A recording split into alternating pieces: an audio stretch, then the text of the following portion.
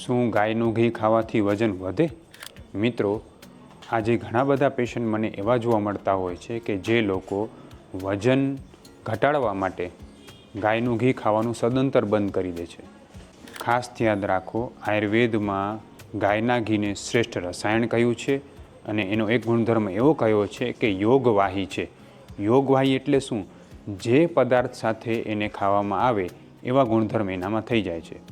જો તમે મગ સાથે ગાયનો ઘીનું સેવન કરો છો, એટલે કે મગને ગાયના ઘીમાં વઘારીને લ્યો છો, તો તમારું વજન ઘટે છે.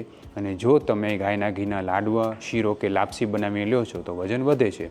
એટલે જો તમે વજનને ઘટાડવા માગતા હો અને છતાં પણ તમારા શરીરમાં જરાય પણ નબળાઈ ના આવે એવું કરવા માગતા હો, તો વજન ઘટાડવાની સાથે તમારે ગાયના ઘીનું સેવન ચોક્કસ કરવું જોઈએ અને એને બાફેલા મગને ગાયના ઘીમાં વઘારીને એનું સેવન કરવું જોઈએ.